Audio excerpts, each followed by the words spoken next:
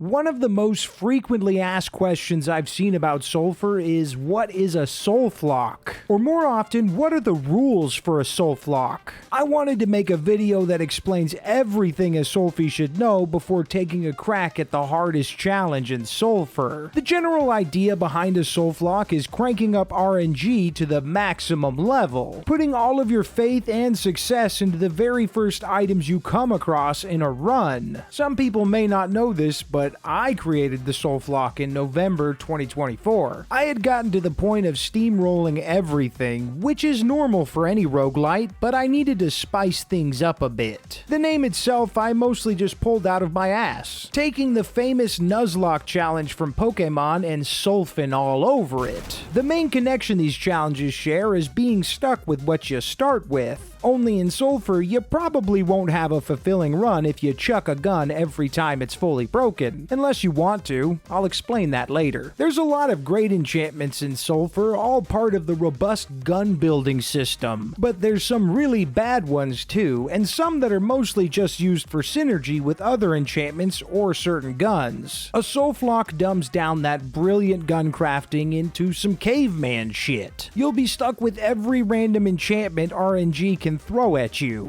Oh, come on, dude. The Dirk. I mean, that's fine.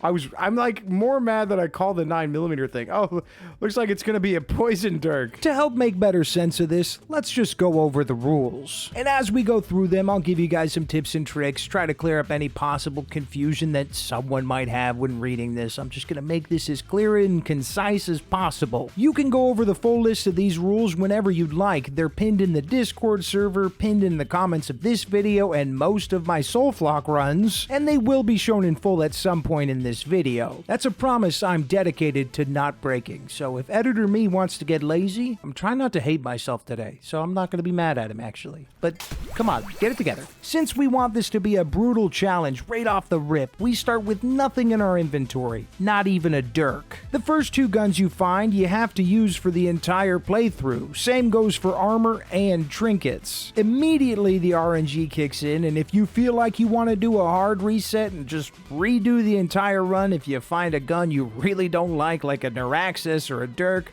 no one's gonna blame you. Also, I love the Dirk. I don't like the Neuraxis. I'm sorry. It's a meme gun, guys. If your gun has an empty enchantment slot, only unlabeled oils can be used. This is a rule that's been updated over time. After the Guns and Magic update introduced unlabeled oils, I switched up how it used to be. So if you don't want to do it this way, or you feel like mixing things up and testing your luck in other ways, you can do it the original way, which was just enchanting your guns with oils you would find looting. So if you have an empty enchantment slot, you find an oil, you put that oil on the enchantment slot. It's the same thing as unlabeled, both are random, it's just preference. The first two scrolls found must be placed on your guns. Once a gun is leveled up and able to use the scroll, it must be placed. No.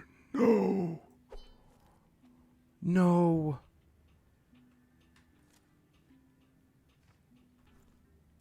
No.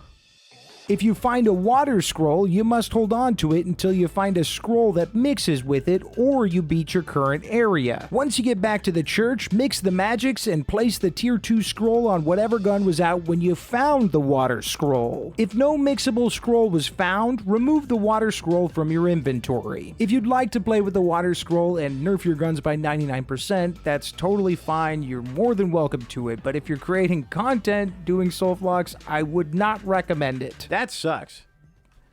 That sucks. That sucks. That sucks. Myself and the comment section were both very verbal about how annoying and kind of boring the gameplay gets when you're forced to use a scroll that's just there to mix with other scrolls, or, I mean, you can make enemies wet with the scroll, you gross freak, and then electrify them, and it does increase damage, I believe, alright? I'd have to actually retest that right now. It's been a while. I believe so. But you should be seeing footage of whether or not that's accurate. Okay, so get off my back. Attachments must be placed on whatever gun is out when the attachment is discovered. To go along with that, no removing weapon attachments. Don't even think about looking at the workbench, you chump. Chisels must be placed on whatever weapon is out when it's discovered. That means you may end up re-chiseling your weapon over and over again, unless of course you get an energy weapon which cannot be re-chiseled. Any extra weapons, armor, oils, and scrolls must be sold and cannot be used later on. To be clear, you don't have to sell them, you could just drop them if you'd rather not get some free soul coin for stuff that you can't use that usually fetches a decent price, especially those scrolls. You can only buy food and ammo from vendors and only while on a run. My biggest SULFLOCKE pro tip is learn how to make those dang recipes because they are going to save your run. Food is the most important part of a SULFLOCKE. It's really the only thing you have any control of. Everything else is left to fate. The church can only be used to charge your amulet and to repair your weapons and armor with Ralphie. I didn't want this challenge to be impossible, so one nice little handicap you get is not having to hold out for Ralphie or repair items while on runs. Oh, and you can buy unlabeled oils from Kevin at the church. You never know if you'll cross his path outside of his little rat den. You can teleport back to the church only if you just started a new area. Pretty simple, you beat an area, as soon as you get to the next one without killing any enemies or doing any looting, you pull out your amulet, you go back to the church. If you loot a couple of things and then say, wait, maybe I don't want to follow through with this next area without some repairs, that's fine. All right, I could turn a blind eye to that. Everybody's gonna do some oopsie daisies. All right, that's fine. Remember, we're trying not to be hard on ourselves today, okay? Storage is completely off limits. Remember, it's not impossible, but pretty close to it. Whenever you find a new melee weapon, switch it out with the one you have. You got a pretty good chance of coming across some Teenage Mutant Ninja Turtles lying dead on the ground. It's just kind of messed up to say outside of SULFUR, right? Out of context, that's pretty messed up. If you die, it's game over and you must restart at the caves. There was no permadeath options in SULFUR until difficulty options came out a few months ago, but now you can churn on hardcore and do your SULFLOCKEs like that, but personally, I wouldn't recommend that. Do you really want to watch the cutscene and play the tutorial area every time you lose or reset a SULFLOCKE? Wouldn't it be easier to just spawn at the church, drop your father's shirt and dirk, deposit your 9mm into the storage that you're not allowed to use? I think most of us agree that doing the default hard mode is the best route for a SULFLOCKE. But if you really like the novelty of the Infinite Void trademark, then go ahead, you're fine to do that. That's your prerogative, and I support you, son. I love you. Wait, no, because that's parasocial.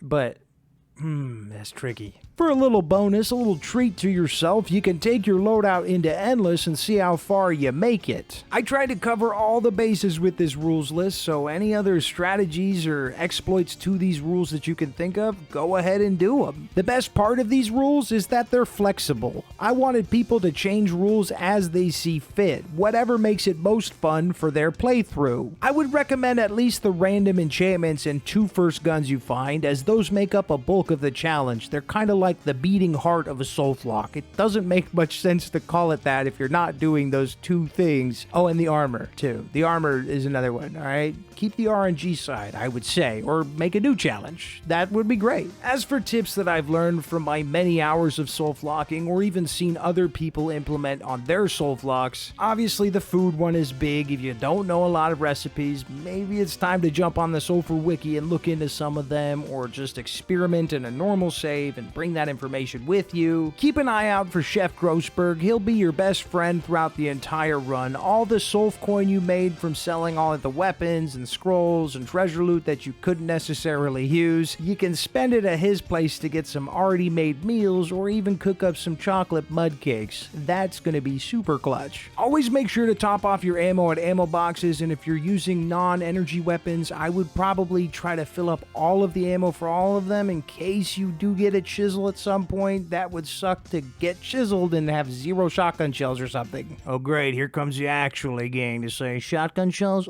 that's a 12 gauge chisel. Shut up.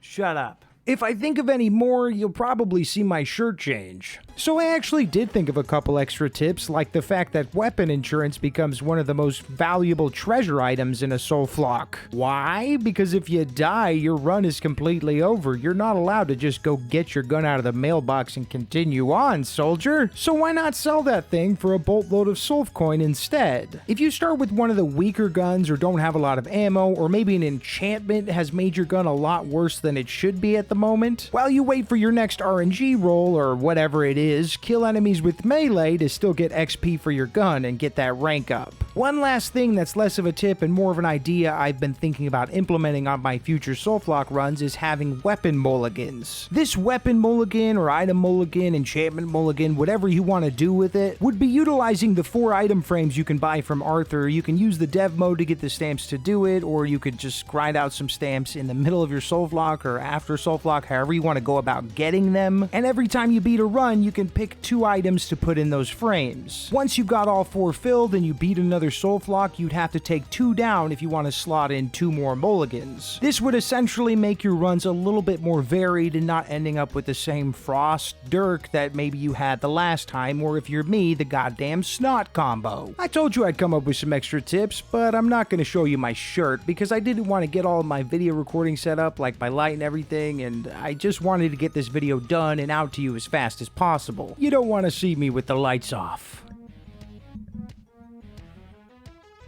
Now, if you decide to take on a SULFLOCKE for content or for pleasure, for some of us, it's both. Remember that as updates release and the game gets bigger with new areas, new enchantments, new guns, a SULFLOCKE gets harder. But at least we seem to have the ending of the main story right now, credits and all. That reminds me, it's high time to start a new SULFLOCKE over on the Yappy Dot, but only after I thank the members, of course. This fine-looking group of people go out of their way to give some extra support to my family and I every month, and they don't have to do that, but they do it anyways. I mean, they got so much kindness in them that they're not even mad at me for not SULFLOCKing for what feels like forever, and trust me, I miss SULFLOCKing so much. Their support really gives me the drive to keep making Sulfur content, you know, them and the homie pluses. You know, Anton Stills, C4 Medic 4, Wicked Wicker, KT Monkey, Bronco Teklinski, and Lonely Purple Zealot. Then you got the other supportive group here, the homie Golds, like Slick Willie 988,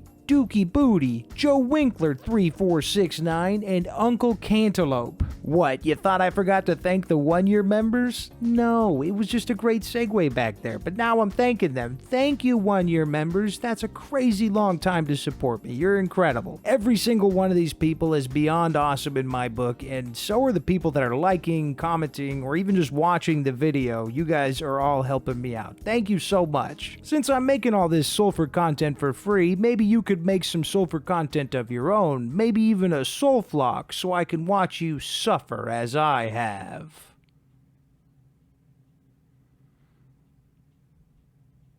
Is that...